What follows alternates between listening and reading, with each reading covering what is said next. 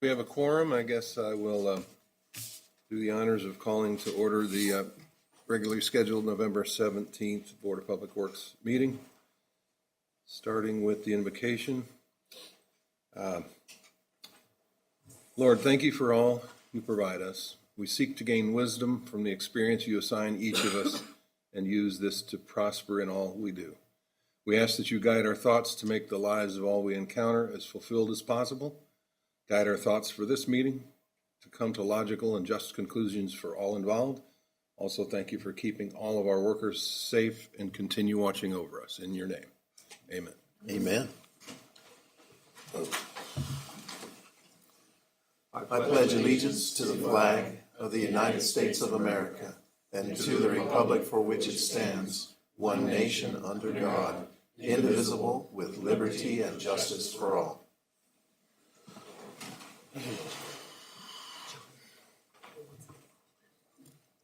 Okay. Now let's see. We had a request to move item 6 up to item number 1. So can I get a motion to make that, only because the presenter is ready, available, and would enjoy being first? Make a motion to move them up to number 1. In a second? All in favor? Aye. Aye. We'll do that after a couple of things. The consent, do I have a motion to approve the consent agenda as published on the agenda? I'll make a motion to approve. In a second? Second. All in favor? Aye. Aye. Are we ready for our presenter? Right. Well, as promised, we do have Williams Keepers on the phone today to present to you a draft of our financial statement audit for fiscal year 2025. We had a very successful year again this year working with Williams Keepers. We do have Amanda Schultz. She is the partner and has been ever since they took over our audit in 2020. Kristen Brown was the manager on the job and has been for the last several years. And then Seth Schenk was the in-charge, the supervisor, and he has also been on the job for the last several years. And so we do appreciate the consistency that they've offered us and the team they've provided and just the work that they did for us. So I'm going to pass it over to Amanda, and she'll go through the draft with you. All right. Thank you, Paul. Can you all hear me okay? Yes. Wonderful. Well, Paul has covered introductions for me, so I will just jump into our presentation. As Paul mentioned, we are just presenting drafts of the board's financial statements. So if there are any questions or suggested changes as I go through things this evening, just let me know. We'll be wrapping everything up in the coming weeks, since some of our work coincides with the city's audit, which I'll explain a little bit more here shortly. So yeah, just diving right in, we do appreciate the opportunity to perform the audit. I can't believe it's been, 5 years now, Paul? Is that what you said? It's definitely been a good working relationship, and I certainly appreciate your all's time this evening and going through the presentation of the draft of the financial statements for the board. You all have a copy of this, I believe, in electronic format already. Okay, fantastic. I'm seeing some heads nodding yes. So the first 3 pages of the financial statements are the independent auditor's report, or the opinion letter. And this is the only part of the audited financial statements that's really our responsibility as your auditors. Management is ultimately responsible for the preparation and fair presentation of the audited financial statements. We did prepare them again this year. It is a common practice for us as independent auditors to do so, but management has reviewed them and will approve them before they're issued in the coming weeks. Our responsibility is ultimately to plan and perform the audit to obtain reasonable assurance that the financial statements are free of material misstatements.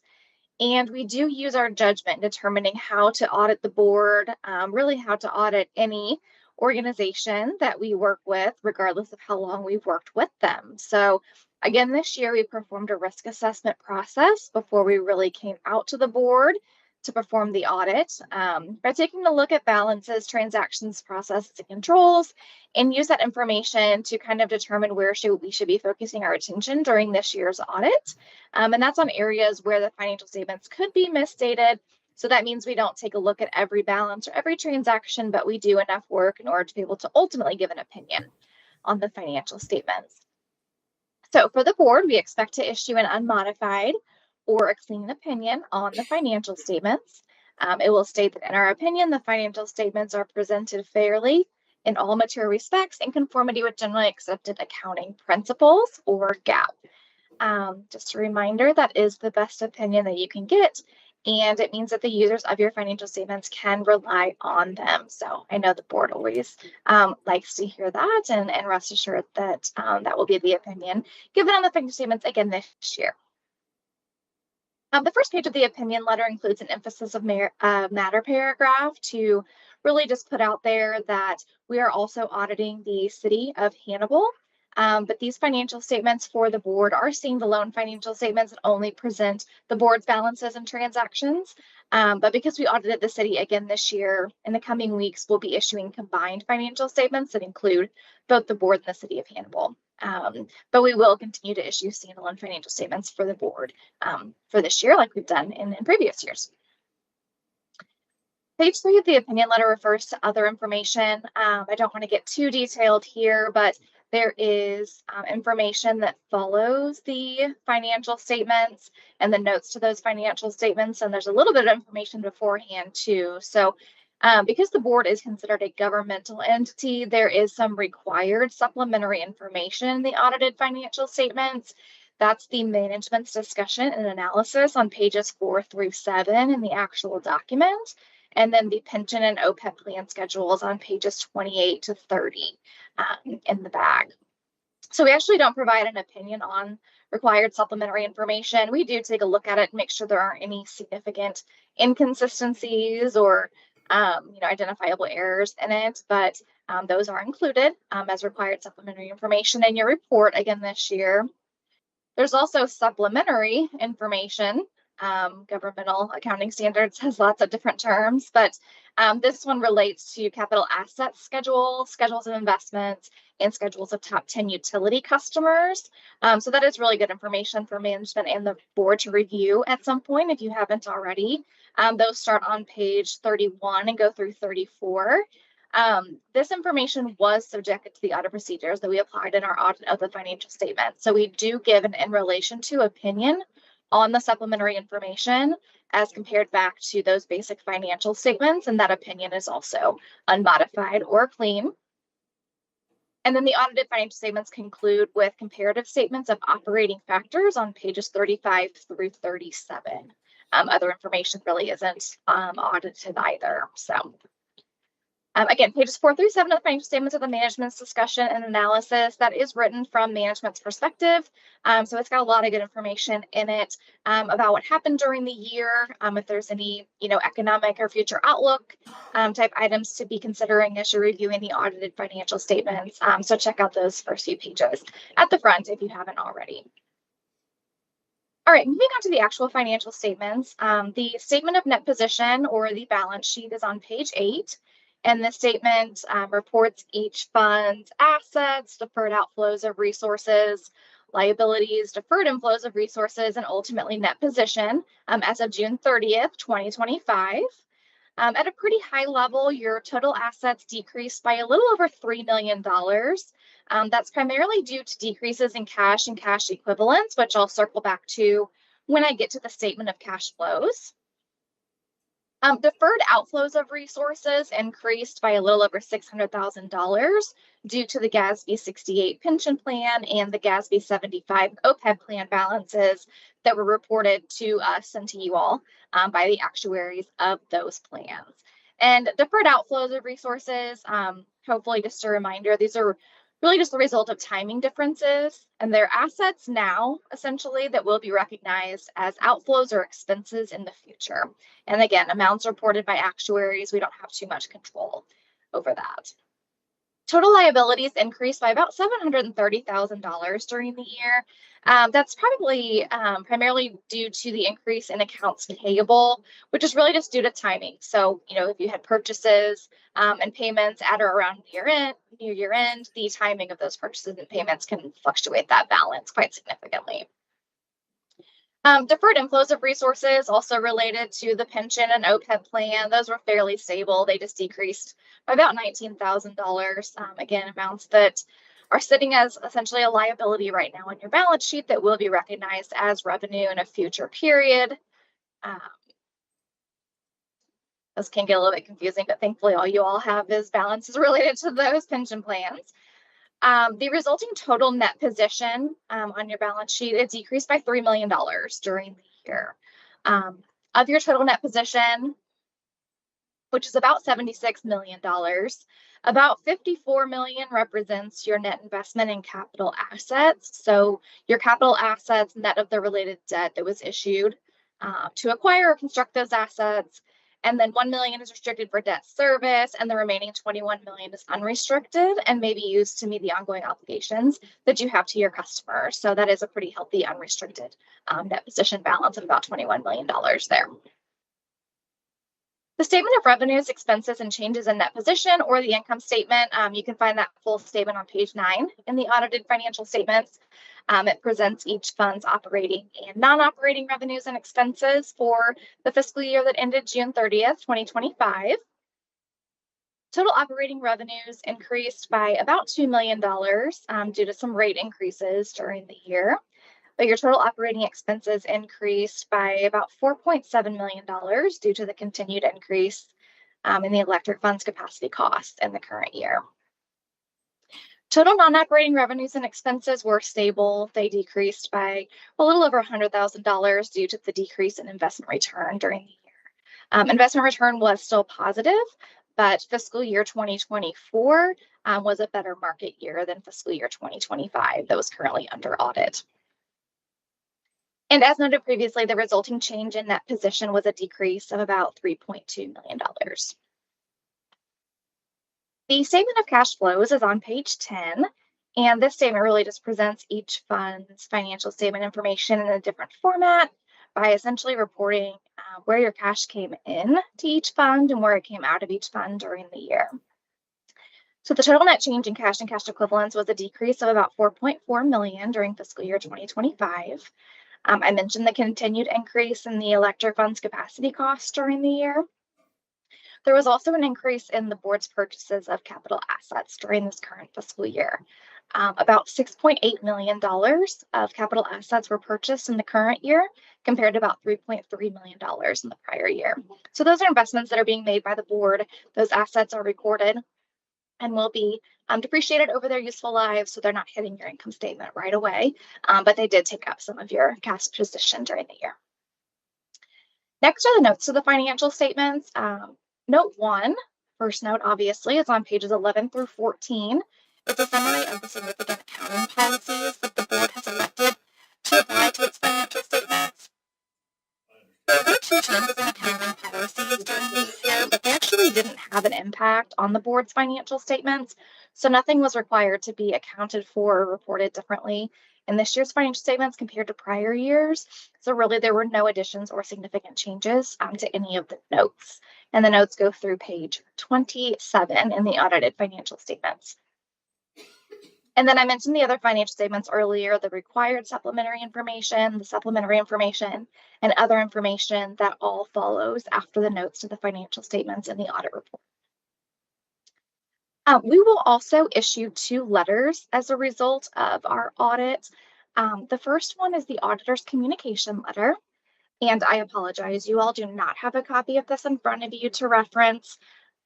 We are still working on drafting it for purposes of the city's side of the audit. So most of it really does relate to the city, but I thought I would point out a few highlights for you all.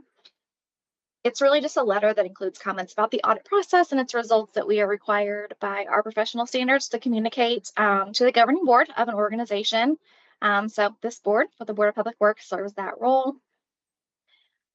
We, again, did not identify any transactions that we considered unusual and significant. And although there were 2 new accounting policies required to be implemented during the year, one related to compensated absences and one related to certain risk disclosures. They just did not have a material, if any, impact to your financial statements. So it was implemented, but no change was required to the accounting or financial reporting for those items. There will be a change in accounting policies next year, the current fiscal year in which you're operating, which is GASB 103, and it deals with financial reporting model improvements. So we'll work with Darren and Paul and their teams to help implement this either before or during next year's audit. It's really just kind of move some things around in the audited financial statements, change some terminology, and unfortunately require some additional analysis in that management's discussion and analysis. So more to come on that. The auditor's communication letter includes comments about significant estimates and sensitive disclosures that are included in the financial statements. There were no changes there this year for the board.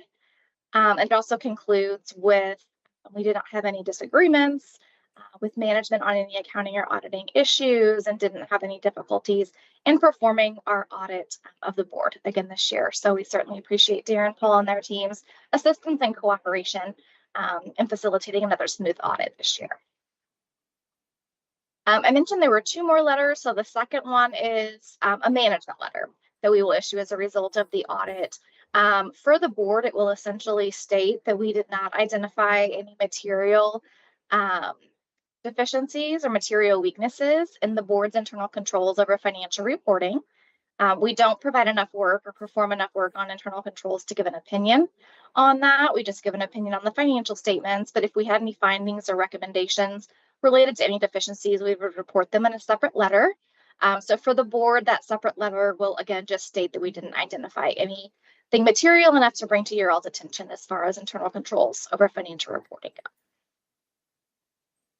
All right. Sometimes I think I go through that really quickly. Sometimes I think it takes a long time. So do you all have any questions about anything that I've covered here today in this summary, or would you like to get into any details of the audited financial statements? Anything I can answer for the board this evening?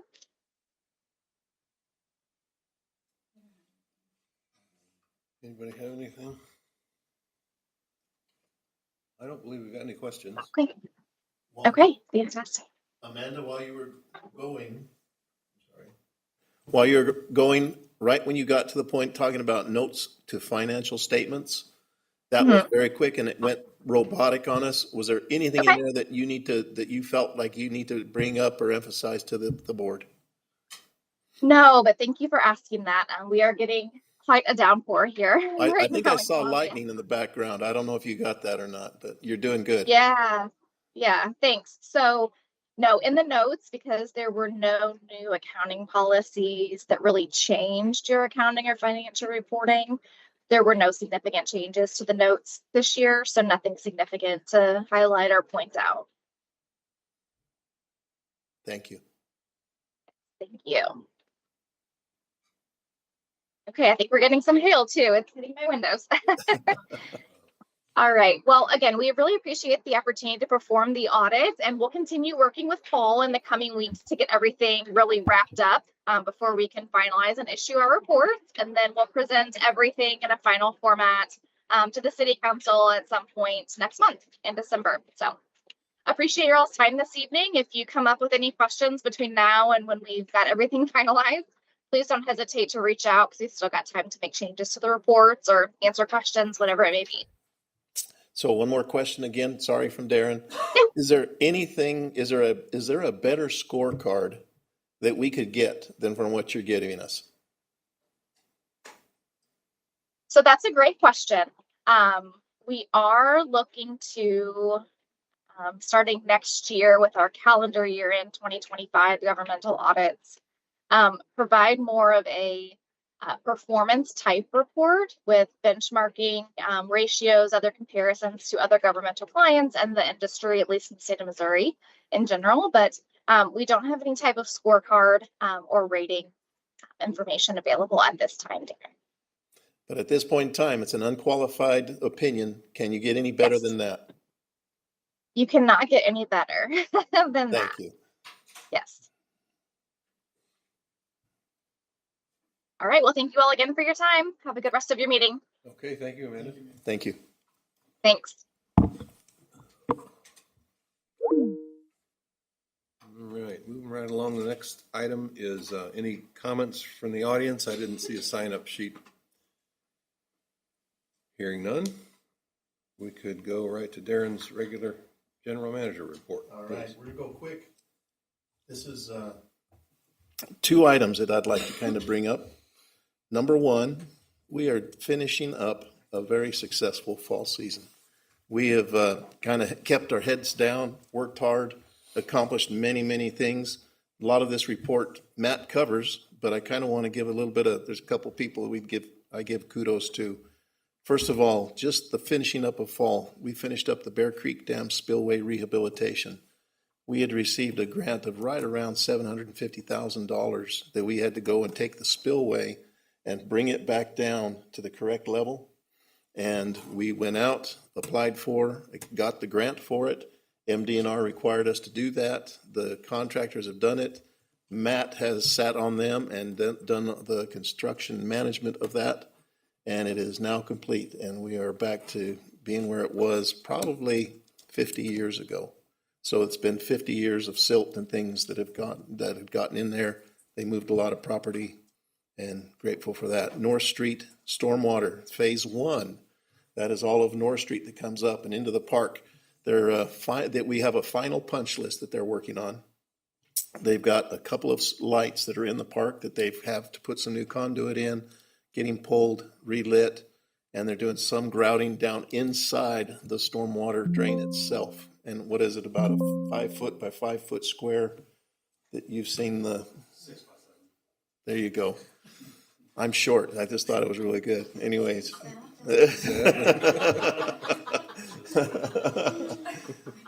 They're finishing that up, but that will complete that project. Again, that was monies that has been paid for when we start talking about stormwater. This was a city project. The city went out, they got the grant money for that. And Matt, again, has spearheaded that, and his team, we've gone through and we've been doing the construction management on that and making sure that it's gone as it should. One of the things, there's been some frustration sometime, but please recognize when it comes to these sort of projects, we go as a government entity, we often have to go with the low bid, and you also have to give concessions so that you can get as many feet of finished product as possible. So with that, the contractor, there can be some that say it was slow. It's always there. You have that bidder to the bitter end, finishing up that punch list. And Matt has done a great job of holding their feet to the fire and make that happen. We have finished the Indian Mound substation. That was several $1 million, several years in the making. And again, what's very interesting is just recently we had an outage. It was in the morning and it was on the old substation. Just a couple weeks later, we end up commissioning this and it's completed. So we have gotten, again, well over 50 or more years out of that substation. It was absolutely the right time to get it replaced. And again, this is part due to planning and efforts that we've made that happen. Some cleanup, but for the most part, it is completely done. We've also gone through, the city has done a great job of going through and putting paving, several roads and resurfacing. Everywhere they've been with their resurfacing, we've gone back and redone the manholes.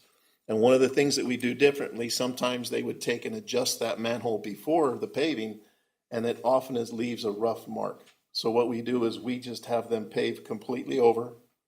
We go back in, we have a machine that carefully cuts around that manhole. We are able to raise the manhole so that they are perfectly level with the street, and then pour a concrete collar around that, and so that your streets last longer, the paving is better, and our manholes, at least at that portion, have all been renewed and taken care of. And our men have gone through, that was over 50 of those that were done. And so they've been hoofing it, trying to make sure they get it done before cold weather and those things hit. But again, quite a project. They did well. We also have the GAC change out. Again, that's a quarterly thing, but here in this very end, along with the GAC changeout, we also go in and every 6 months, we go and clean and wash out the entire basins. And to see that is pretty remarkable. They do it quickly. They're able to do it without anybody seeing a blip in the water services that we have. All of the requirements for the safety of that water is maintained and kept. Really, really proud of the guys and what they do. A well-oiled machine. Again, it's a big project. Nobody sees it, and that's all right. Projects in the queue. These are what's coming up. We've got the Warren Barrett sewer line rehab. That's anything that's 15 inches and larger. Right now, the company is in. They're doing the cleaning. We anticipate that right around the Christmas time, they will come in and they will bring in vehicles. They'll put the lining. They will have to isolate the pipe, the sewer lines. They'll run a lining all the way down and through. They then they'll inflate it. They can use steam. They can use hot water, but they inflate that to hold it against the existing pipe. It cures, and then it leaves a fiberglass or a semi. They've got their own types of specialized chemical, but they will then harden this shell on the inside of that pipe, and it's going to give us an additional 50 years at least of those pipes where they are without having to tear up the roads, without having to do any demolition. It's truly a fantastic product, and it's going to work well. So we have that coming in January. We have been out and significantly working at sewer system cleaning, videoing our water system, all of the valves exercised. We're looking at water loss detection and going out and repairing and continuing to track down where that water loss is. That's a significant project that we are not letting off of. We have Mark Twain Avenue Phase 2 of the stormwater. We're looking at that punch list being done between now and January. Come January 1, we're going to be having the pre-construction meetings, etc., so that SNA, who did the first Phase 1, they won the bid for Phase 2. They're going to then step into Mark Twain Avenue and start heading up that avenue and replacing that stormwater. Not replacing, putting that in, and then it'll be jumped over to it. Is that a correct statement, Matt? He shook his head, yes. We're also looking at lead and copper rule. We have an inventory. Part of that inventory is that every year we have to send a letter to everybody that's on that list. If we have identified your home as having a lead service or not being able to identify it at all, we have to assume that it is lead. And we then have to send a letter out to all of the people that are on that list to let them know that they have this, we have that concern. We still need to sit down, and we're going to rely heavily on James on figuring out a way, depending as soon as the state solidifies the rule that has been given to them from the federal government, we will know what they are demanding, then we're going to figure out how we're going to do it as we go forward. And so we'll have probably some legal questions on how to do that right. Finally, I have just put in there, IT has also been very busy. Matthew Jones back there is going to be very humble, and just know that he's done some great things to help secure the security. He is one person, but done a great job, and we'll have something to talk about in the future. Here's my quick statement. I've been doing utilities a long time. And there was a utility long time ago had an employee that had a bumper sticker that said, "Nobody knows what you do until you don't do it." And I love the people that are here in our audience today. We've got someone from the HREDC, we've got an engineer, and we've got city councilman and the mayor. There's no citizens. You're all citizens. We've got 5 citizens here in the room. Why is that? Why don't we have 100? Why don't we have 50? We've just gone through our audit, and it shows that we're running a $40 million business. I believe people trust us because we do our job day in and day out. We're doing immense work. We're doing a very good job. We've done it without, for the last 12 months, 0 lost time injuries. And so we do it well. Professionally, we're very happy with our folks, and we'll continue to do that. Part number 2. This is quicker, I promise, although some people say I like to get long-winded. If you go to the grocery store or to the gas station, what does it cost to buy a 16-ounce bottle of water? $2? Not that? if you're buying our water, you can buy 100 gallons of our water that goes through a granulated activated filter, which is as safe as you can be, for $1.39. The value that we bring just from water to every one of our customers is fantastic. It's just recently in the news, you heard the boil order that happened over in Quincy. They had a major pipe, and they had gone through, they planned on the repair of a pipe, and that pipe had, I think, 1 week ahead of time broke. And with that, things went, it happens, you have to get a boil order, pressure drops, we have to do the same thing.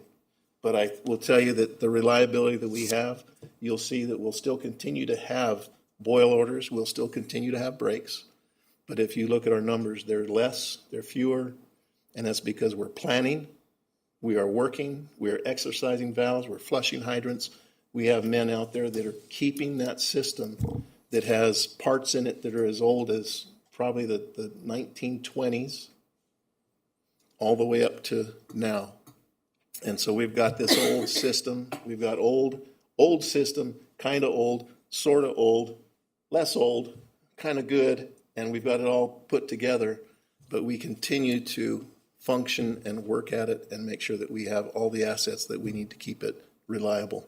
And so I thank our water department, I thank our crews, and I hope that we truly appreciate that we've got fantastic water here in Hannibal. I love going to the restaurants and I order water, and when I'm done I say, man, you got great water, where did you get that? I do it every time. My wife kicks me, but I'm proud of it. All right, that's it, I'm done. Any questions of Darren's report?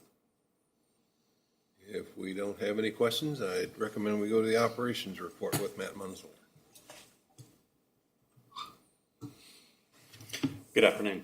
Since Darren gave my report as well, do I have any questions?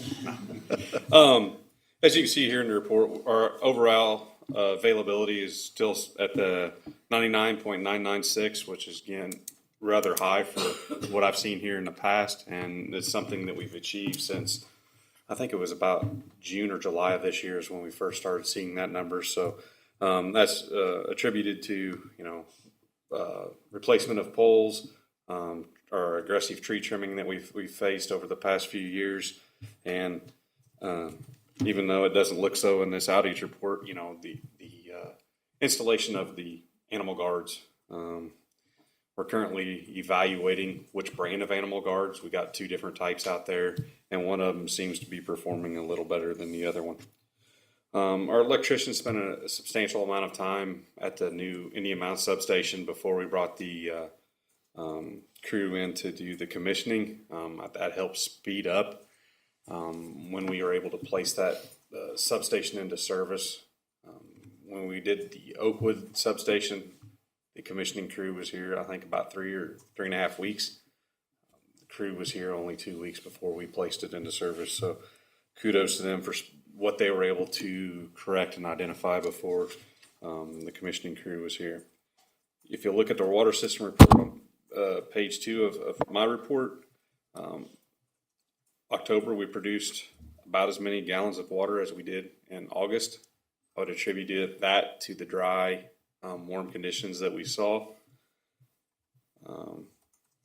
And as Darren alluded to, we finished our biannual or semi-annual basin cleaning. Again, that's where we started the pump house, take everything down, look for any defects, clean the mud, and we do that systematically through the different basins through the plant. That requires planning on the operator's part so that we have the water production and we're not interrupting service, but it also, we have the water crew, the sewer crew, maintenance crew that also helps during this process. So we have to plan around their activities as well. We did exchange the GAC in vessels 1 and 2. We had an MDNR inspection, project closeout inspection on the filter project and the GAC project. And then talk about our operators a little bit. We have 6 water plant operators. We've had some turnover due to retirements and such. And so 3 of those 6 were licensed. 3 of them were in training.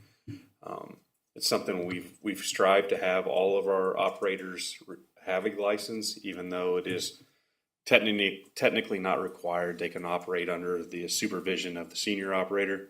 We did have one gentleman that just passed his operator's test in October, and I'll report we also had one that passed it here in November, and so now we're down to 5 of the 6 having operator's license. That requires the passage of a test at a given level and also experience on the job. So the lowest level license is a D level license. Requires a year of experience or equivalent experience by attending training, and then the passage of a D level test. An A level license requires at least 5 years of experience. So again, we're striving to get our operators to continue not only to get their license but also improve their licensure as well. So water distribution, again, like Darren said, this water loss is something that we're hammering on hard. We purchased our own meter earlier this year, and we're just working through the process of trying to pinpoint locations. By today, we have this defined area. What's our master meter read compared to all of our customer meters in the same area? And then we'll go and we'll do acoustic leak detection to try to find leaks. We'll make the repairs, see if it made a difference. Once we have an area what we think under control, we'll add more to it and repeat the process. So it's something that we've just recently started. So it's a process that we're learning and to be more efficient at. Sewer wise, you can see at the wastewater plant, our flows were relatively low. That is indicative of a low river level and no rain, which we like. It reduces treatment cost. We did have EPA in the wastewater plant for 3 days. Their main focus was the pre-treatment program, but they also did a review of our biosolids program as well. So there were some minor findings, nothing of any significance, and we're still waiting to receive that final report from them. As Darren alluded to on the sanitary sewer side of things, we did raise 58 manholes this year as part of our ongoing effort to keep them accessible after a street paving project and provide, a smooth driving surface. And then our lining project contractor was in town last week, beginning the cleaning and TVing of the project area. They're also taking measurements, and they'll take those measurements, send them off to a supplier to actually build those liners. And then that's why the lag between them being here now and when they'll come back around Christmas time and do the actual lining. That's all I've got, unless you all have any questions. Anybody have any questions of the plant? When do they suspect, or when do they plan for the phase 2 of the wastewater to be completed? Phase 2. Or not the stormwater. Up North Street? Yeah. What's that? Phase 2 of North Street, is that what you're talking about? Well, I thought it was Mark Twain. Up Mark Twain Avenue, yeah. Phase 2. Sometime early spring, or April to May time frame. There's difference with this construction versus last construction. Phase 1, they were ripping out and replacing in place. Phase 2, they're connecting and building a whole new storm sewer. So the existing storm sewer will still be in operation and be able to handle all those flows while the new is being constructed. And so some of the delays previous was due to rain or snow melt. They couldn't physically remove it and replace it. And it's a different type of construction. Phase 1, they were actually having to bolt the sections in place because of if the river level was high enough, it actually could pressurize some of those sections and blow it out. We're up above where the river should be at, and so they're not having to bolt those sections together, so it should speed up the construction. All right, any other? Hey, Matt, Go ahead. Matt, what about the fluoride? Where are we at with that? We received a letter from MDNR allowing us to move forward with that. We think we have about 45 days of product left. So That's what we've got left, or what? Yes. Okay. Awesome. That's all I've got. All right. I know projects have been pretty much covered by Darren, but if you'd like to go to the next part, please. Water loss, again, we're looking at that. Bear Creek Dam's completed. We just have to finalize paperwork with MDNR, close out that project, and then Indian Mounds is complete. So, Is Indian Mounds energized yet? yes, we've been operating on it since, I think, prior to last month's board meeting, Okay. or right around the time of our last board meeting. Okay. I thought so. So, All righty. Anybody else have any questions of Matt? If not, thank you very much. thank you. And next up will be Paul for the financials report.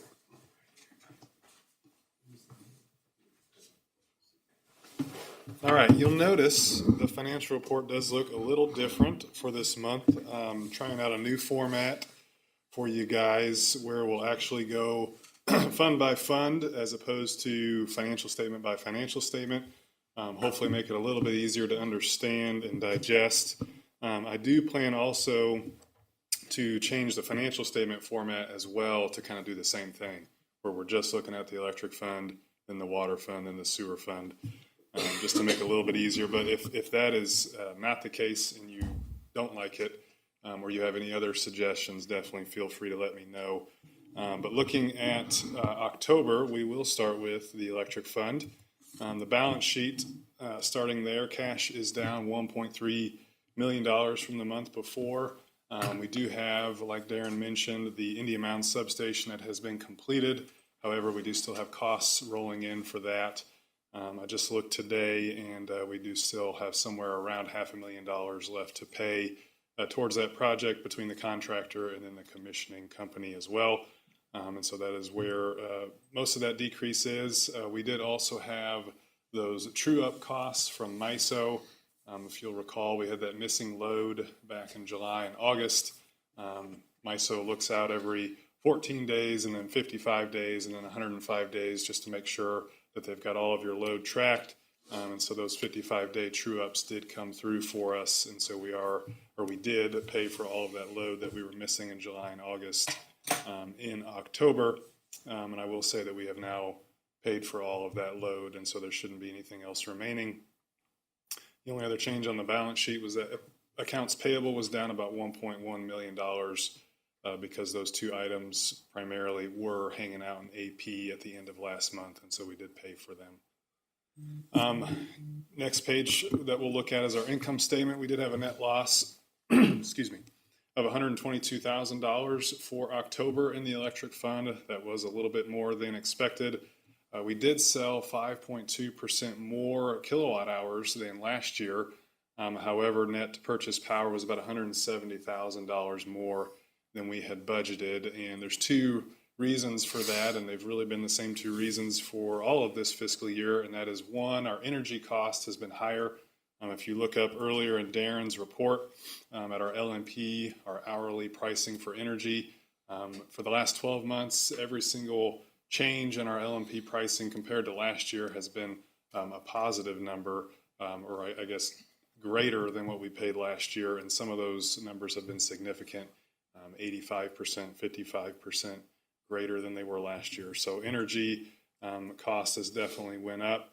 And then on the flip side of that, we do get credits for the energy that's generated by Prairie State and then sold back onto the market. However, we've had issues with keeping Prairie State online the last several months. It seems like we'll get both units online, and then one will go down, and then we'll get the other one. And so they've kind of had this seesaw effect. And so we're not getting the full benefit of having both of those plants up and running at the same time to take advantage of these higher LMP costs.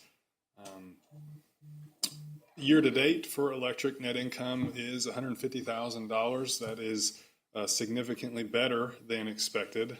Revenues particularly are 8% higher than expected. We've actually sold about 5.6% more kilowatt hours on average. Some of that is a little bit of growth in Hannibal, but most of it, as you know, is due to weather.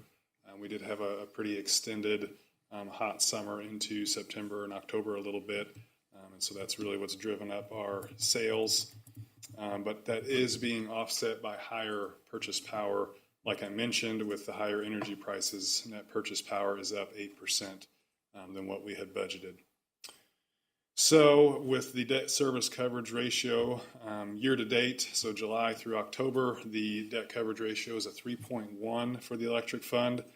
Again, if we expand that out and look at the last 12 months, the coverage ratio is a negative 1.55. And just to remind you, we are shooting for that 1.25 by the end of fiscal year 2026. So next, we'll look at the water fund. Nothing significant to report on the balance sheet for the water fund. With the income statement, we did have a net income of $77,000. That was right at budget for that fund. We did sell more gallons than we did last year, and we did have operating expenses come in right at budget for water, and that includes the carbon changeout that we did in October, which runs $110,000 every time we do that. Every quarter. So year to date, water now is at a net income of $357,000. That is slightly higher than budgeted, but very close. Revenues are 1% less than expected so far, and operating costs are about 2% less than expected. Debt service coverage ratio in water year to date is 1.97, and the trailing 12 months is a 2.18. Lastly, the sewer fund, looking at the balance sheet, total cash is up $203,000 from the previous month. Nothing else significant on the balance sheet. And so the income statement, we do have a net income of $61,000, and that is also right at budget for the sewer fund. We did sell about 4% fewer gallons in sewer, but operating costs offset that as they were about 4% lower than what we had budgeted. So year to date, sewer is now sitting at a net income of $272,000, and that's also right at budget. Revenues are 3% less than expected, but operating costs are also 3% less. So definitely hats off to you all as a board for budgeting so well. We do have water and sewer that are tracking very, very close to budget, and that makes things a whole lot easier reporting the budget to actual numbers to you every month. And then lastly, the debt coverage ratio in sewer year to date is a 4.77, and the trailing 12 months is a 3.39. We have the rest of the information on there, the check register, our credit card statement, cash reserves, our current investment listing, and our key performance indicator for you to look at. I don't need to report the debt coverage ratio like I normally do since we already looked at that. So I guess between the financial report and then you also had Amanda's presentation of our fiscal year 2025 audit, I'll take any questions that you have at this time. Paul, in Amanda's presentation, she seemed to be impressed and or surprised about the ratio of restricted versus unrestricted reserves. Mm-hmm. Can you tell me what the difference is? Yeah, so anything that would be restricted would be set aside for debt service, primarily. I'm trying to think of anything else. So it's earmarked. Customer deposits. Yep, customer deposits, yep, would be in there. Yeah, it's earmarked for something, exactly. Okay. Unrestricted would be, available to use for operating costs and other purposes. Okay. Yep. I have a question. The debt service Kill it. coverage ratio. Sorry. That's okay. Is it on? On the water fund and the sewer fund, we're supposed to be on those two, and that's calculated in differently than the electric fund. Is that correct? They're calculated the same, but I guess in both water and sewer, we are right where we're supposed to be. Okay. Yes, 1.97 in water and 4.77 in sewer. And those both have the same requirement as electric of 1.25 at the end of the year. Okay, and because they're separate funds, they're not averaged together. Correct. Okay. Yep. Each fund is separate. So we do calculate that ratio separately for each of them. So when they're overall looking at grading our credit level, are those two also taken into consideration, that they're where they're supposed to be? So whenever the rating agency looks at our debt, they do look at each fund separately. So like when we got the downgrade earlier this year in January, that was only for the electric fund. Now, where it gets a little unique is that sometimes revenues from another fund can be pledged and used for debt service for another fund. For example, if we ever got to a point where we had no money in electric to pay our debt, we actually have a mechanism in the bond where the sewer revenues can be used for electric debt. And so they will account somewhat for the availability of those revenues to pay for your debt. However, they want to see you be able to pay for that out of the operations of that fund primarily. And so typically, if the revenue isn't there from electric, then you're still going to see a negative impact in the rating of that fund. Okay, thank you. And I do like this new format better. Oh, good. It's easier for me to understand. Thank you. Okay. Thank you. Any other questions of Paul on the financial report? Having heard none, could you go right into, I think, no, we already did number 6. We did, yeah. So we typically, and don't have anything by charter that requires you all to approve the audited financial statements. So I guess if you have any questions between now and probably mid-December, whenever the city council approves them, definitely feel free to reach out. But we don't have any formal requirement to approve them. Okay. Paul, you all don't have to, you're not required to approve them. And the council actually doesn't have the power to approve them, but by the charter, you are required to submit them to the council. So I would recommend you all vote, if you're satisfied with where you are, you vote to go ahead and direct that they be submitted to the council. We've done that in the past, but you guys have had other people from my office representing, and they may not have known that. But that's the way, that's what we had come up with 15 years ago or something from a strict read of the charter. Super, let's do that. So do we do that now or wait till the final? I would suggest you just go ahead and do it, but Okay. if you want to wait until you've got the I mean, it's done if you do it now, but if you want to wait until you're certain all numbers are final, but I would recommend you do go ahead and vote at some point to submit that to the council. Are we looking at, are they going to be bringing us, there's a couple of the letters that they haven't finished? Or do we need to have those in place before we recommend that they be accepted? We probably could have you vote on it pending any significant changes. Because again, there isn't anticipated to be anything significant, but because otherwise if we wait, technically I think our next meeting will be after the council's already approved them. So- That was my concern. I didn't want it to slip through the cracks, and I wanted you guys to be in compliance with the charter. Let's do that, if you don't mind, approve it according to, so long as there's no significant change. I just thought it was part of the city charter, so it was going to happen anyway, but if this is the process, then why not?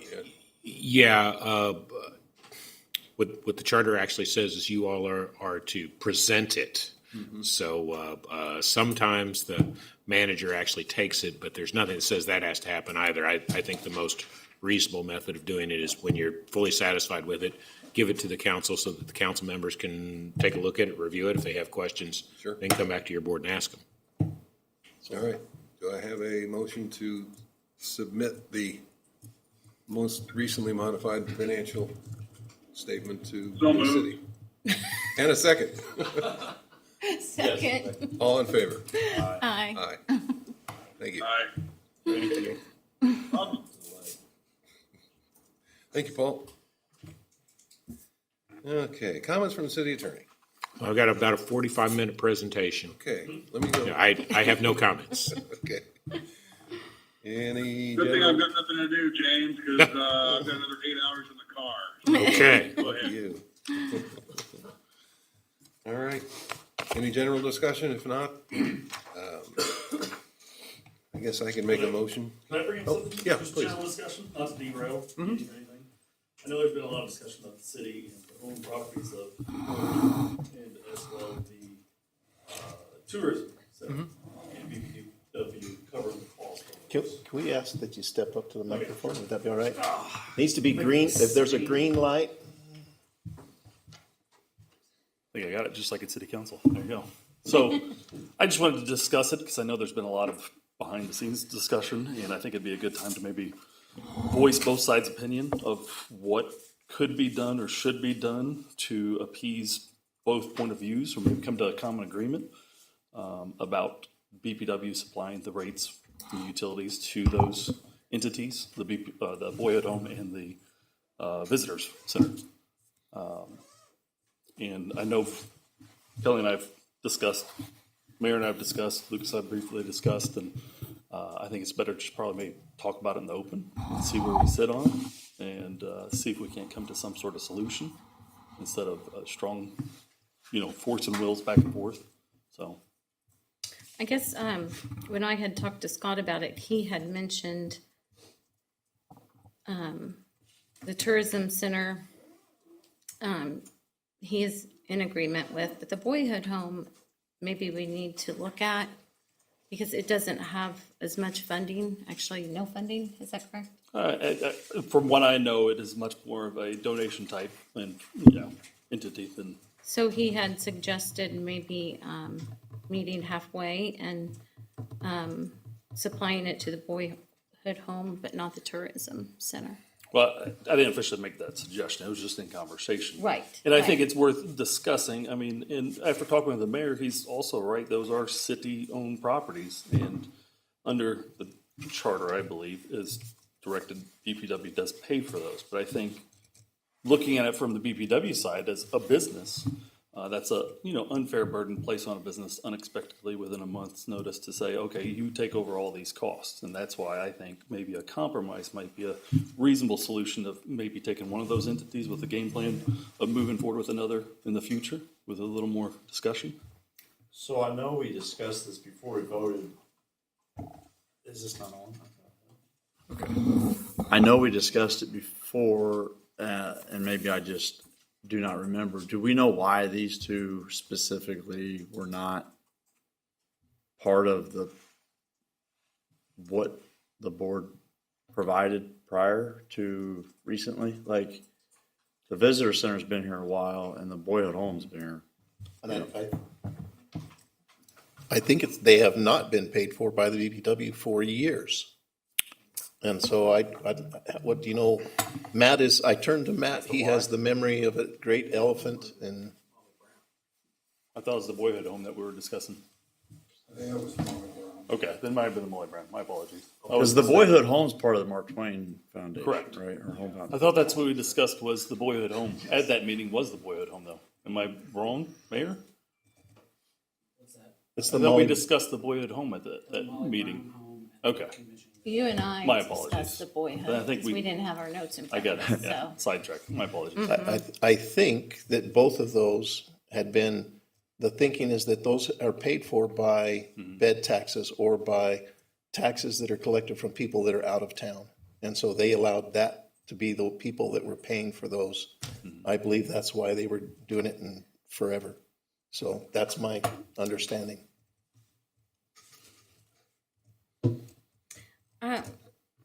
I know where I stand on it is, council has asked us to be very careful with our spending. Wanting us to cut back, all corners, and then turn to us and say, we want you to pay for these electricity for these places. I know we voted, we didn't want to do that as a board. I think if the funding is there for them to do it, I don't think we should be obligated to do it. And I think if council or if the city is not willing to pay the bill, then the same circumstances should happen that would happen to any ratepayer that Okay. would Guys, be a That bad would be mistake. bad. I Let- agree. let's talk about legally where you are. The Board of Public Works is an entity that was created to run the city's utility. So I'm going to give you an analogy.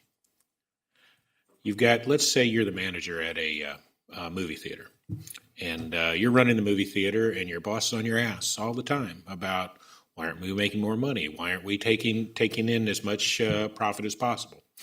And then your boss starts showing up and wanting to see movies free. And you're like, well, he is the boss. He does own the place. I suppose he gets to see his movies for free. And then a few months later, he brings his nephew and his cousin. And he says, you know what? My nephew and my cousin get in for free also. So to a certain extent, the position you all are taking is that because you've been designated to run the utility, and that because the boss is looking at you for profit, that you can tell the boss, no, you're not bringing your nephew in, you're not bringing your uncle in, you're going to make them pay. And if you try to bring them in, I'll have you arrested. I think that's a foolish tack to take. I think that's a bad idea.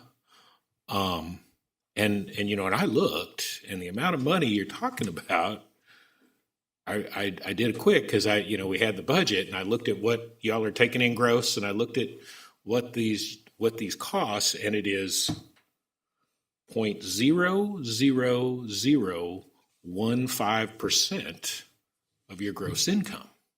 So not 1%, not 1/10%, not 100%, but 1,000%. If those numbers, if I calculate that right, but 0.00015. The other thing to think about is the city council is the representative of the taxpayers, and it's technically the taxpayers' utility, and it is not the ratepayers' utility. And there is a distinction. The council, as the representative of the taxpayers, has decided that they think that they want you to let the cousin and the uncle into the movie theater for free. Well, they're the elected representatives. It's the city's utility. I think they've got the power to do it. I do understand your all's position, and I do understand your point of, hey, but this is a money issue. Everybody's honest about money. We have a fiduciary obligation, but I'd also question is what your fiduciary obligation is, because technically your fiduciary obligation to the city, not to the ratepayers. You owe the ratepayers a duty of honesty and fair dealing, but does that outweigh your fiduciary obligation to the city? I don't know that it does. The missing part to your analogy is that there is already funding set up from the bed tax. Sure, but which then now you're asking the taxpayer, because you're saying our fiduciary responsibilities to the taxpayer, to pay for something that is really built for people who aren't the taxpayer. And that's the reason that you have a bed tax, to support that. Can I give you? And I'm going to let me address it. John, let me address this point first. But if what you're doing is you're following the directives of the city who are operating on behalf of the taxpayer, then you're not missing your fiduciary obligation to the taxpayer. If you had a fiduciary obligation to the ratepayer, there could be an argument that you're violating the fiduciary obligation to the ratepayers. The city is obligated to determine how tax revenues are best spent. I would respectfully suggest, and we talked about this a bit in closed session, but I don't think I'm going to reveal anything, that, yeah, I see your all's point. Hey, they've got a bed tax. However, what that bed tax is by statute set up to do is to promote tourism. So is it promoting tourism to pay for overhead and costs and expenses of the tourism center? Sure. But if the city wants to direct, well, we think they're enough or a sufficient portion of the city that we don't think they should have to pay for utilities, is that within their power? I'm going to suggest probably yes. If it was more money, if it was a greater percentage of your all's income, I think your argument would be much stronger, because at that point, yeah, if the city was coming in and saying, yeah, we want 10% of your I think at that point maybe we've got problems with the state, et cetera, et cetera.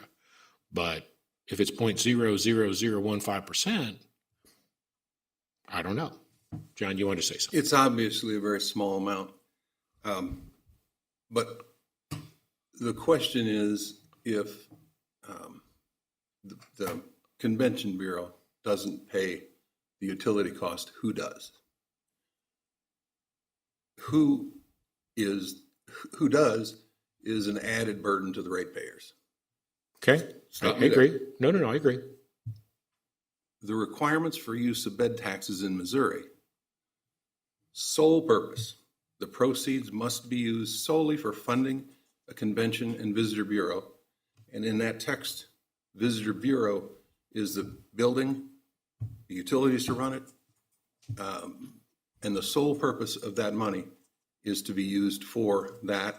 And the way I read it is including all operational costs, salaries, benefits, building costs, debt service, and utilities.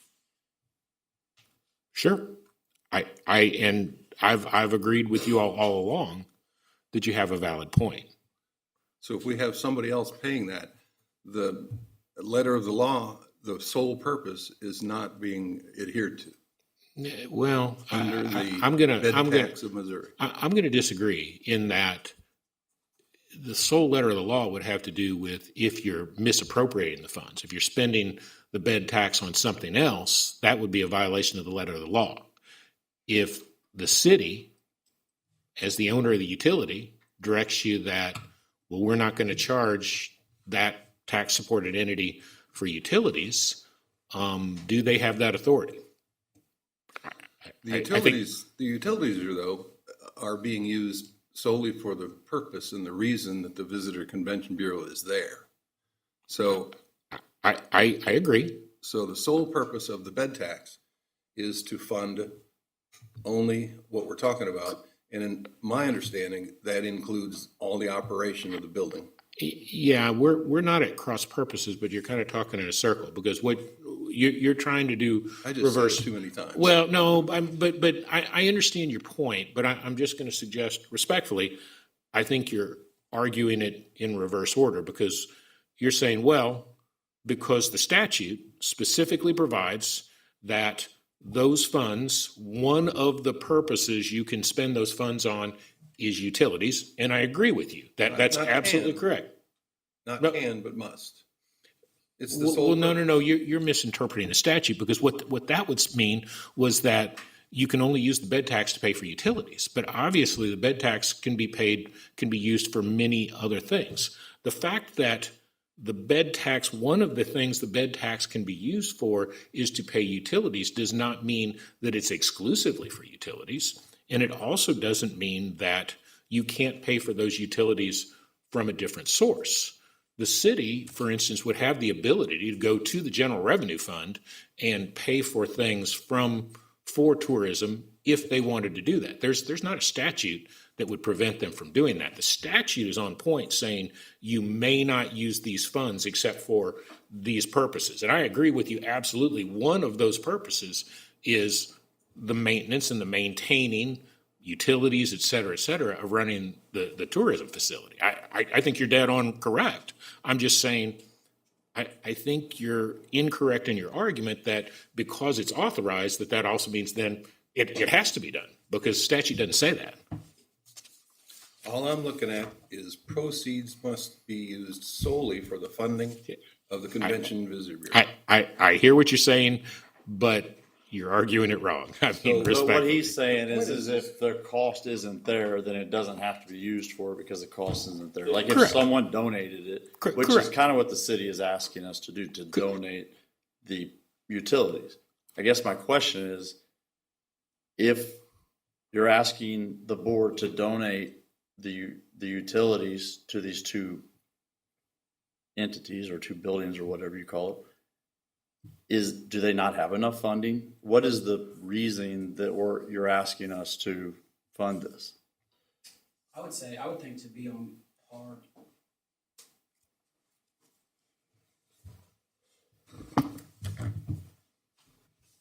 Maybe. I would say the original ask was to be on par with the rest of the other entities. You know, it was brought to my office of, well, this is a city building, why are we paying utilities on this? To James's point of the .0015, I think it rough estimates like $11,500 a year out of a $44 million budget.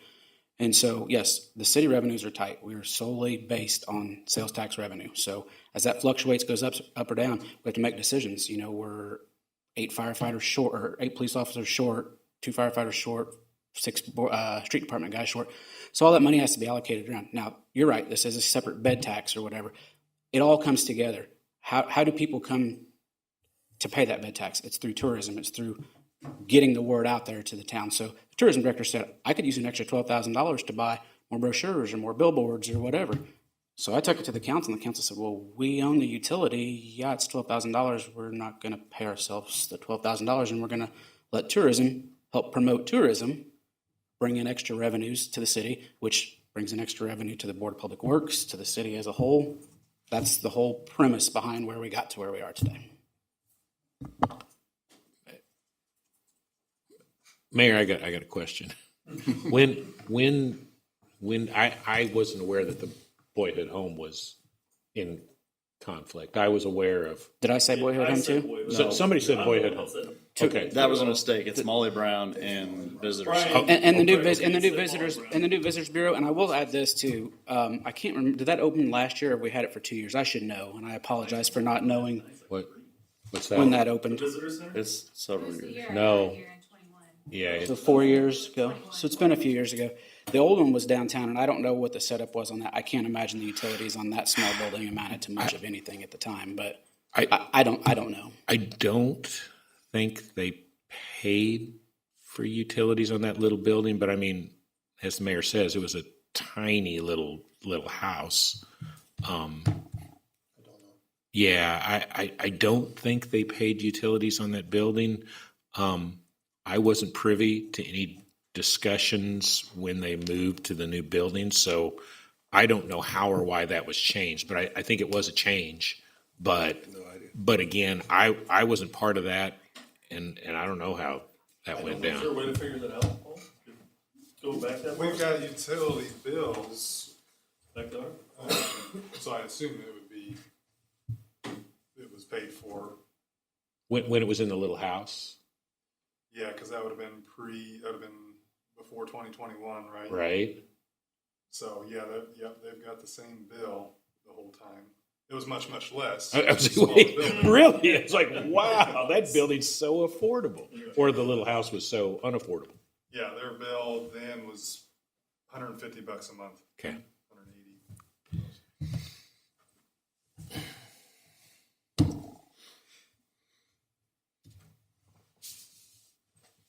Can I add one thing also again? Sure. So I truly, again, I see both sides of this picture. I truly do. Because as a business, and that's what you guys are delegated to do. And you guys are doing the best thing, what you think is in the best interest of the business. But then I also see the city side that Mary brought up and others, that to our citizens to cut the check and back and forth, but doing the service to the city, what is a lifeline to the city is tourism, and making it as economically feasible for those entities to thrive by taking that burden off of them. I think, as again Mayor said, that's $12,000 that I can put towards another billboard or commercial or whatever to bring more tourism to the area. And the dollar amount is pretty insignificant, but I think it is a very reasonable request to ask for the city. I mean, we talked about it and I didn't really know the numbers and things like that. It does seem like a very reasonable request, but ultimately it's up to you guys. But I just wanted to add that. Is the Molly Brown House and the Visitor Bureau, are they the same, like, combined entity, or are they? Yeah, the Molly Brown house was privately owned for years. It got in really, really bad shape, and Vicky and Terrell Dempsey went in and out of their own funds, repaired it, restored it, found antiques and things from all over the countryside, put in there, and they ran it for 8 years, 9 years at a complete loss. And 6 or 7 years ago, they came to the city and offered to donate it. And I don't remember whether it immediately went under tourism, but it ended up under tourism because it is operated at a complete and utter loss. When it was in its original location, it was all but worthless. Nobody wanted to travel up over there to go see it. Moving it downtown, I think, was a good idea, and in hopes that it will spur more visits to it and help people pay attention to it, much like the Huck Finn house. Obviously no historical truth there, but it gives us that Disney outlook on things. So wait, I'm being critical. I shouldn't say that, but I mean, I think the acceptance and then the moving of the Molly Brown is absolutely in support of tourism, but it wasn't always ours, but it ended up as ours. And one thing I just wanted to add into that conversation is I know that the Molly Brown House through the tourism department is doing a lot of things, like the Santa House is going to be there this year.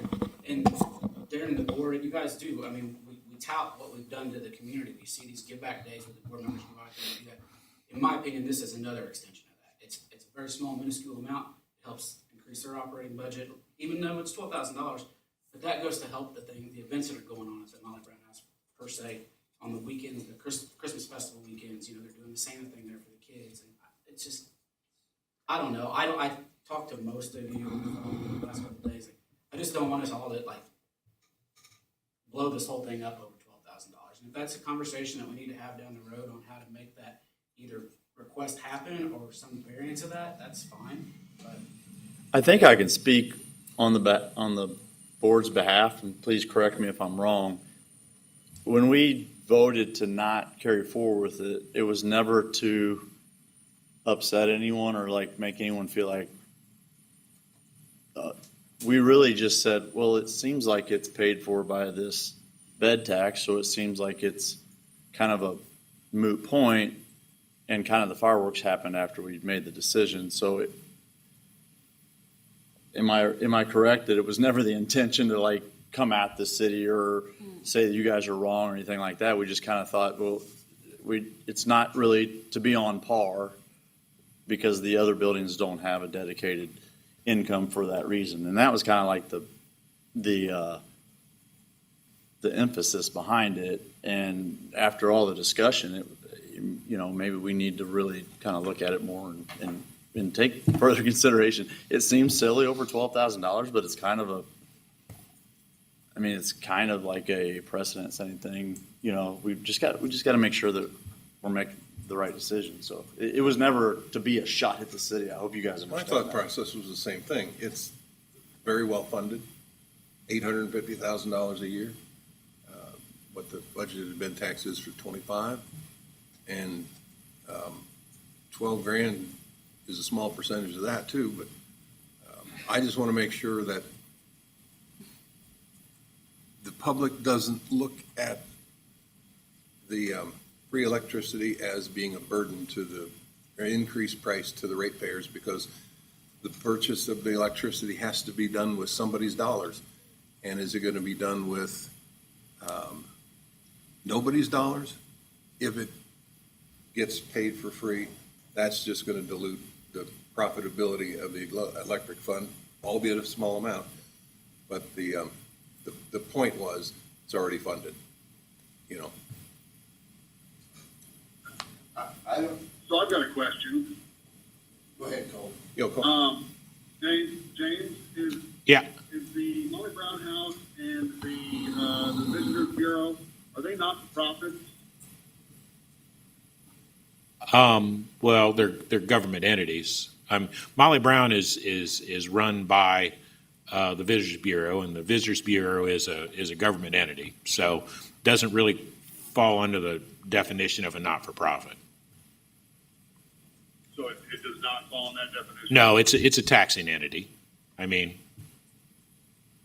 Yeah, there's no investors and nobody Right. pockets you know, any profit. I'll tell you, this is very similar to a dispute that Palmyra had So with their it's fire department. it's But not for profit. Is that what you're saying? 'Cause it's not a not-for-profit. It's a government taxing entity. Yeah, it's not technically a 501c3 or a hospital, but it's a government that just naturally doesn't provide profit to anything. Okay. I think. All right. Well, that was. Then my second question is pretty much non-existent. So, personally, I vote we table this, and I would say that we table this until a later date when we can actually look at all sides of it. It's not technically on your agenda. You know, I think the councilman wanted to bring his thoughts to you and do a comment before you adjourned. I don't know that you're obligated to take any action on it. I don't even know that it needs to be tabled. I think you've expressed to the council you're listening. I think Councilman Fleetwood wants to say something. I do. I try to live in the, I'm sorry. I try to live in the middle and try to make sure I'm looking at things from both angles. But I'm sitting here wondering, as a council member, if we make a request to a board that is responsible to us, and they make such an issue over a minuscule thing, do we need to change the way that board functions going forward? Because we don't ask a lot.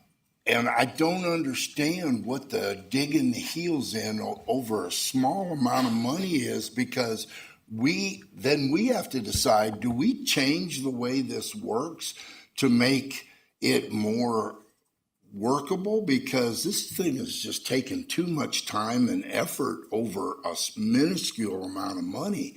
So I'm thinking, what is my role on the council if we have a board of public works who is, if I'm wrong, that you'll have to tell me, but is somewhat responsible for the council, and we make a request, and the request is, well, we'll decide whether we'll honor your request or not. Well, then do we need to make it a demand? Would that be better if we just said you are paying it? You don't have an option. But it seems like this was gone at a very friendly, kind way to ask for some cooperation from a board. And I think maybe we just go back and we just make an edict that says, we'll tell them what you'll spend the money on, and that'll be how it works. Is that really what you want for this thing? Well, I want to go back to something I just said earlier. This happened when we were talking about the rate increase, and we were talking, and it was going to be we worked our butts off to get that rate increase dropped, and with a lot of work from the mayor. And I think it ends up going to be a very maybe not the best decision in Darren's mind, but I think for everybody involved, it was a pretty good compromise. And to be honest with you, the decision after that, it was, maybe we didn't put enough thought into it, but really all of the discussion and it seems like the anger or the upset happened after that vote. So I don't know that we've dug our heels in on it. We made a vote, and then now the discussion is happening. We're just trying to listen. So I don't want it to come off that we're really digging our heels in, because I don't feel like that's a fair representation. I think the conversation started happening. Maybe everybody should start talking about it, and that's kind of what happened in the last week or so, I guess. I appreciate that, and I may have used my words incorrectly, but I will tell you that I haven't had any frustration on this topic until today. This seems ridiculous. What are we doing? Pay for the electricity, and we'll focus on bigger things down the road. We're working on a lot of different projects that are going to be worth well more than the amount of money we're paying for this. Is this the best use of our time? Is this something that has to be battled? If it's all right, I'd like to play devil's advocate just a bit in support of the board and say they're under a huge amount of pressure from the public at large regarding rates and why aren't you trying to save as much money as possible? They got some push from the news media and some others about, they're not being cautious, et cetera, et cetera. And I agree, as I think I've made clear, I don't think this is enough money to fight about either way. But from their mindset, I would also suggest that they're under a position where everybody's yelling at them, keep the rates down, keep the rates down, keep the rates down. And when people hear about things like this, they go, see, that's the kind of stuff that we shouldn't be paying for and da-da-da-da-da. I don't know that there was a full discussion. I was in that closed meeting when the vote was taken. I don't know that it was talked to death, and I don't know that I maybe made it clear to them that I thought you all would freak out. I think I mentioned it, but I probably didn't make it clear. But in their defense, they've got a catch-22 situation where they need to make the council happy and they want to be and I know they want to be responsive to your requests, but then they've also got, there is some obligation to the public at large, both to the taxpayer and to a slightly lesser extent to the ratepayers. And so they're in this place where they're damned if they do and they're damned if they don't. I get that. But I thought. Yeah, especially the ratepayer, because you're saying it's just $12,000 or $13,000. Well, some people's electric bill is less than that, and we're not saying, let's lend you a hand here and there and pay this for you. That doesn't seem like a lot of money, but when we wanted to raise the rates, $10 more a month was a lot of money. So you see what I'm saying? It's like, demand this here, but give a little here. And when are the ratepayers ever gonna, get that same respect, or that their $12,000 isn't a lot of money? So why don't we just start writing off lots of $12,000 down the road? I agree, Kelly, and I appreciate what you're saying. However, I was of the understanding that it was our job to relate everything that happens at the city to the members of our community, not yours. I believe that it's my elected job, even though I wasn't elected, I was appointed, I got drugged into it. But it's my job to go and facilitate the conversation with the people in my ward and anywhere else in the city to support and represent what you guys are doing. And I do that. Thank you. And I think that that's what I would take on, and I would be happy to explain why this is a good move if we were together working on that. And that's where my frustration came in. And I say I haven't been frustrated until tonight because I don't understand. We talk so much about supporting each other and working for each other and having each other's back, but it seems like all of a sudden now there was a chasm that I just didn't understand. Well, and I think for me, the chasm was that no matter what we decided, it wasn't going to get paid. And that's kind of like, then why are we even here voting for things if our vote does not matter and you're not going to do it anyway? Why are we here? Well, and my comment was about the turning off the electricity, which would be a bad mistake. Well, I agree. Nobody wants to do that, but. Well, I don't think you can. Oh, okay. I don't think you have the authority to turn off the city's facility because they haven't paid. If you put them in the same position as a ratepayer or somebody at their home that isn't paying, or our city building that you're turning off, I think there's a whole nother divide in that conversation.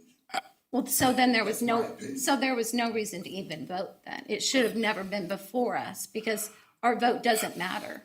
That's not accurate. And I would also say it's not that they can't, it's they shouldn't. They are an independent board. They do not have to do anything that the council tells them to. They can ignore you completely. However, you have an absolute right of removal of every member of the board. And so it's one of those, there's no chain of command, et cetera, et cetera. If you all ask for something, if they feel adamant and strongly that they are by God going to stand and die on a hill, they have the legal right to do that. But then you all have the legal right to go, all right, we're going to remove you because we don't feel like you're working with us. We feel like our request was a legal and lawful request. We have a basis for removing you. So I'm not suggesting that. I'm saying. I think it's been suggested more than once. Well, to that point, I would suggest that is the only legal recourse the council has. So I think it's appropriate to mention it. I'm not, maybe not a threat, but it's probably appropriate to mention and go, look, again, I don't think it's enough money to get as worked up as either side has. But if it is that serious to the council, I think it's appropriate for them to say, well, this is going to be one of those times we think it's serious enough that we may replace board members, because they do have the right to do it. And I don't say that to scare the board or as a threat. I'm just talking from a legal standpoint. They can do it, and from a legal standpoint, you all have the right to that vote. What I would hope is perhaps we kind of end this conversation. You guys think about it a little bit. And if we need to have further discussion with the council, or you guys, want to make a different decision, et cetera, and I'm not saying you have to, but there's nothing that says anything has to be done here tonight because it's not even on the agenda. So That was my goal, just bringing up transparency, just so everybody, and we can start the discussion. There's no animosity anywhere, and it's just out open, and then we can move from there on some sort of agreement. Sure. Yeah, there was some frustration from when we took the council's advice on the rate and we reduced it. And then we talked about this and we really thought that, it's kind of paid for by the bed tax. And then when the mayor yelled, we're not paying it anyway, it's kind of an insult. Then why ask? So I get where she's coming from, but I think we should probably just take the emotion out of it and say, is this worth, should we just do it or not? And I think we can have that discussion. And I think we will. I would like to suggest that we bring it back up to our, to this board and say, hey, obviously this is going to be a sticking point with the city. And do we want to have that fight with them? Do we want to fight with it? Nothing could be worse publicly than it to get shut off. I mean, it would be 100%. It would be like national news. Right. And yeah, It just looks, it's sophomore. not, it can't happen. So we have to come to an agreement. Do we think the bed tax is enough to pay the electricity? Do we think the bed tax can not pay the upkeep and maintenance and the utilities? Technical questions, yes or no? You're right. 12,000, not a big deal, but there's no way that any of us could logically expose that type of news, because we'd be the laughing stock, we'd be the place not to bring your business. So yeah, and you're right. We have to trust that you guys are going to go to the community and go, hey guys, don't beat them up about this. Like, this is something that we as the city has really requested. And I think we as a board have to trust that would happen. And one thing, John, you just said about the bed tax, I really, I made the comment here many, many times that it's not my job to do. Hey, I'm gonna put you back on speaker. And I live by that. It's not my job to say what Darren's doing or job descriptions or anything underneath there. I don't think it's appropriate for you to talk about the bed tax without involving Tricia. She's the one that's her budget. She's the one that has to be accountable for that. It's no more appropriate for her to come in and make comment around your budget than it is for you to sit there and pass your opinion of whether that's enough money for her or not. not that you may not be right, I don't know. But I think if you're gonna discuss her budget and how appropriate it is, you ought to bring her in and have that discussion. I think that would just make sure that we were operating on facts and not just what we think. That's a good point. Since the city charter says all financial expenditures are made at the direction of the Director of Convention and Visitor Bureau with the approval of the city manager. So I'm interested in us following all of the things we're supposed to, so we don't have people looking over our shoulder and in court for no reason. Can I ask one more quick question? Is it just because it's a dedicated tax solely to the Convention and Visitors Bureau? Is that the holdup? Because most of the other agencies that you provide services to, electric and water and stuff to, are tax-based as well. Parks and Rec is based out of City Hall. They have a Parks and Rec building. They pay they're funded by a separate tax. Proposition 1 just passed, police and fire. Fire already had a tax, but now they both have a percentage of a tax separate that goes directly to those entities, and those entities are being provided services. So my only question, and you don't even have to answer, if you probably haven't thought about it, maybe think about it, someone have a discussion about is the holdup on this solely because it is completely funded by the bed tax? That's kind of my holdup. My thing, and I have thought about that, is that all the other ones and correct me if I'm wrong, is all taxpayers in our tax base, whereas the bed tax would be visit and tourism. No, all those taxes are all sales-based, so all those Sales taxes I based. mentioned would be anybody that comes to town and Yeah, utilizes the but service. not like 100% tourists, right?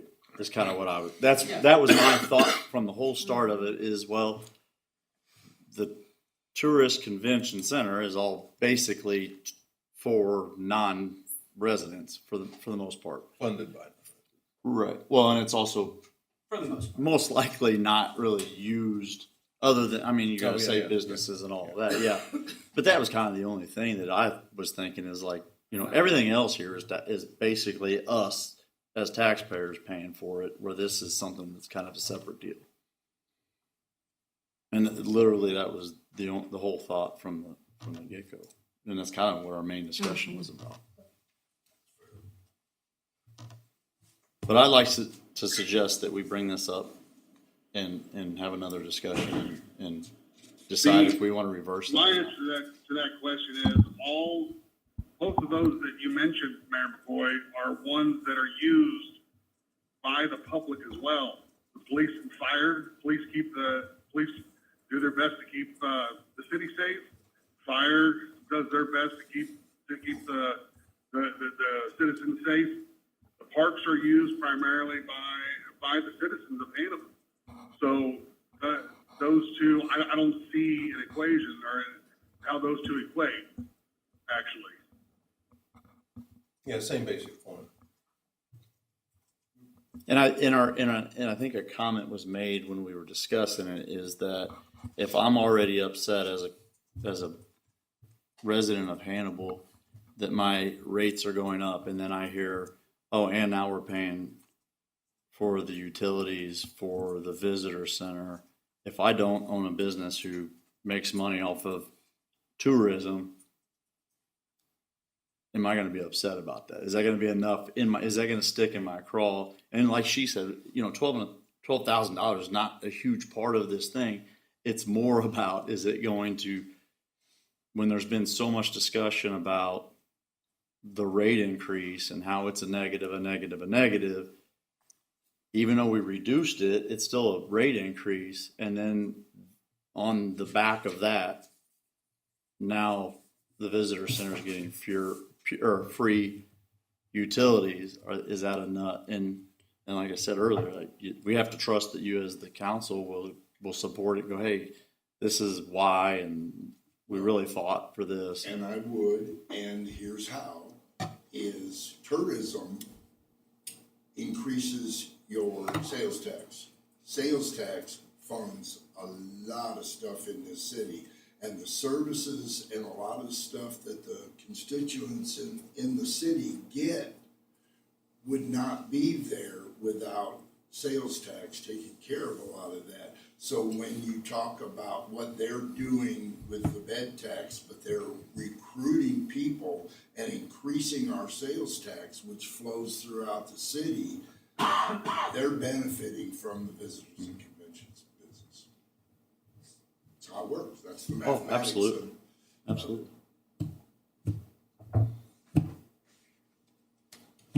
I recommend we think about it, think about our points and talk more. I agree. All right. Any other genital discussion?